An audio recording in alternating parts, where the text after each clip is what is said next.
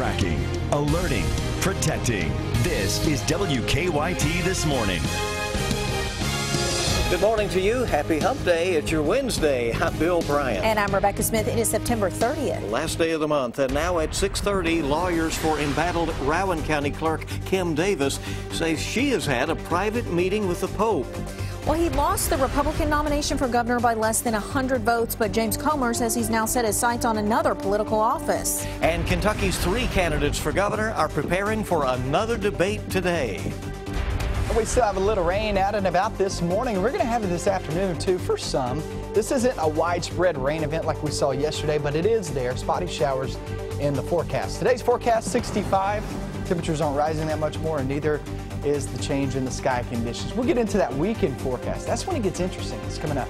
And first on WKYT News, Kim Davis, the defiant Rowan County clerk, is again making international headlines. Her legal team says that she had a private meeting with Pope Francis during his historic trip to the United States. WKYT's Mark Barber is joining us from our live desk to explain what Davis's attorneys are actually saying about the meeting. Good morning, Rebecca. Kim Davis's attorneys say that she hugged Pope Francis and they prayed together. The Pope also reportedly gave Davis a rosary that he blessed during the secret meeting. We're told that the Pope met with Davis at his request for about 15 minutes at the Vatican Embassy in Washington, D.C. on Thursday. We don't have any pictures of the private meeting. Davis's attorneys tell us that's because the Vatican has not released them yet. The Rowan County Clerk's legal team says during the brief meeting, the Pope held out his hands and asked Davis to pray for him. We're told she held his hands and asked him to pray for her.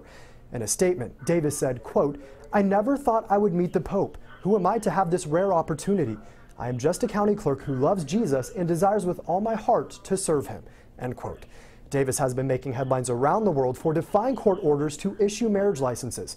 She says issuing those licenses to gay couples violates her belief that God created marriage to be between a man and a woman. The Pope weighed in on the controversy on his flight back to Rome. He said government officials have the human right to disobey the law if it violates their conscience. Governor Steve Beshear disagrees. He says Davis took an oath. When they ran for office and they raised their hand and took that oath to uphold the Constitution and laws of the country and the state, they gave up a little bit of their personal right to act in their official capacity.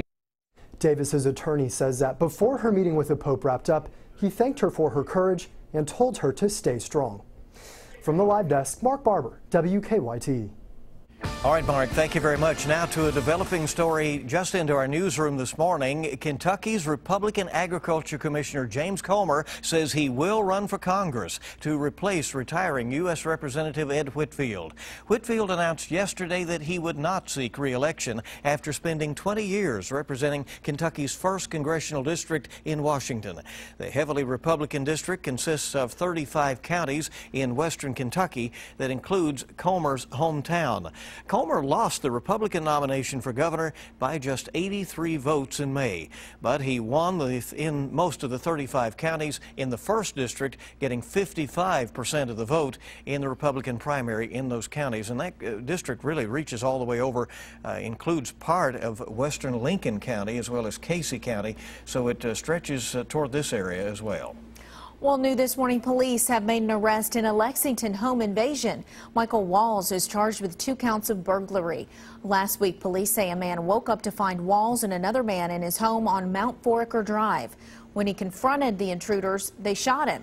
Police say Walls admitted to the crime. The other suspect has not been arrested. A man is in jail accused of holding his pregnant girlfriend hostage for days. The Laurel County Sheriff's Office charged Eric Anderson with unlawful imprisonment, assault, and wanton endangerment. His girlfriend is 31 weeks pregnant. Police say she told them Anderson beat her up and wouldn't let her leave the home. She also says that he made her go 3 days without food. She told police that Anderson threatened to kill her and a baby if he went to jail. Wet roads may have caused a deadly crash on Highway 519 in Morgan County. State police say 18-year-old Noah Cox lost control of his car in a curve and crashed into an SUV. His car then caught fire, and police say bystanders pulled him to safety. But police say the driver of the SUV, 37-year-old Toby Hunley, died at the hospital. Cox was rushed to a hospital in critical condition. Our time is 6:35 now on WKYT this morning, and a Kentucky grandmother says she is left with all kinds of painful questions after her grandson was hit and killed by his school bus. Police say 5-year-old Jaden Hawkins had just gotten off of the Butler County school bus outside of his grandmother's home when he was hit. Jaden's grandmother says she wishes she had one more moment with him. Love him with all my heart. Always will, and he'll always be in my heart. He'll always be in my heart. Butler County school leaders say the bus driver has voluntarily taken off from work. An Anderson County family of 9 is asking for help weeks after a fire destroyed their home. Since that fire, the McRoberts family has been living out of 2 hotel rooms in Frankfort. They say insurance is paying for part of the damage, but more help is needed. The family is planning to rebuild their home in Anderson County. If you would like to help, we have information on how you can do that at WKYT.com. Well, it was madness on the UK campus early this morning. We got to see it about 5 o'clock a little bit ago. Yeah. Hundreds of UK basketball fans made that mad dash right across the street this morning to camp outside a Memorial Coliseum. You know, they never disappoint year after year. They line up early, and there is a lot of excitement trying to get their hands on free Big Blue Madness tickets that will not actually be handed out technically for 2 more days. Michelle Chamberlain is live for us this morning in all the madness. How are the fans dealing, Michelle, with all the rain? You know, the weather wasn't really an issue. The people out here were determined this morning. It was madness. I'll tell you what. So the horn was supposed to blow at 5 a.m. this morning for people to run across the street and grab a spot for their tents. Somehow people just left early, and it was chaotic. I watched one guy dive across the grass like he was diving into home plate. He was fine. He got a spot, and so did Dallas Hoskins. For the 5th straight year, this guy has the first spot out here to get his free Big Blue Madness tickets. I've never had anyone jump on my back before. I've had them land beside me, but that's the first jump on the back. So it was exciting for me. Yeah, maybe it was a bit more physical this year because people were determined to get their spot. There's a lot of construction going on campus, and officials were telling me they were expecting about 100 less spots this year than years past. Now, those attending this year's Madness will see something new at Rupp Arena. According to our news partners at the Herald Leader, the first phase of Rupp's $15 million tech upgrade is ready for fans to see. New ribbon advertising boards have been installed at Rupp Arena. It's the first part of a 2-year upgrade. Now, people will be out here camping out until Friday night when they will receive their free Big Blue Madness tickets. Big Blue Madness is set to take place on October 16th. Live in Lexington, Michelle Chamberlain, WKYT. And hopefully no one jumped on Michelle's back while she was reporting that, right? I think she's weathered it pretty well over there. It's just amazing to see. Yeah, one gentleman enjoyed his little back experience, jumping on the back. Said he did. All right. That's pretty funny. Well, today the 3 candidates for Kentucky governor will actually appear with Matt Jones on Kentucky Sports Radio. Democrat Jack Conway, Republican Matt Bevin, and Independent Drew Curtis will be taking part in a debate. It will air live on Kentucky Sports Radio, and you can also watch the debate live on WKYT.com. We'll begin our live stream at 10 o'clock this morning.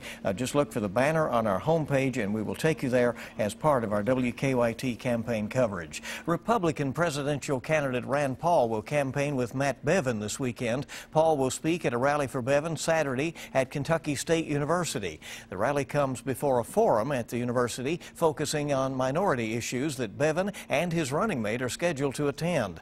U.S. Representatives Andy Barr and Hal Rogers are also expected to attend that event. All right, it is fall in the bluegrass, and that means, of course, it is time for Keeneland. Of course. The fall meet starts Friday. Expectation this year is much larger crowds. For the first time ever, Keeneland will host the Breeders' Cup October 30th and 31st. That's why more people could be coming out for the fall meet. Keeneland says they've been making it easier for fans to get to the grounds. They're also increasing shuttle service to handle all the extra crowds. So it is going to be a time, and we're anticipating a lot more people in town, so it should be fun. Yeah. Well, of course, the anticipation is that some will come early for the Breeders' Cup and attend some of the Keeneland Fall Meet. So, yeah, get to see it all. And you may recognize some familiar faces if you turn on Family Feud this evening. The Washburn family will be contestants on tonight's show. Becky, Brooklyn, Satin, Shamara, and Yolanda. They're all from Georgetown, or Georgetown natives. They auditioned for the show in Louisville back in February, and they made it through. Family Feud airs on the CW Lexington. The Washburns episode will be tonight at 7 o'clock, so tune in and see them. Awesome. Steve Harvey's so funny, too. Yeah, he really is. It's a good show. All right, let's see what's happening in the weather department. You know, a little bit of rain to deal with. We'll check traffic could first. impact traffic as well. 6:41 is our time, and let's check live drive traffic, see what is going on out there with our live look at Main and Oliver Lewis Way this morning. And folks are moving along really well, considering the rainy conditions that we've had. No reports of any early problems this morning. Keep your wipers on.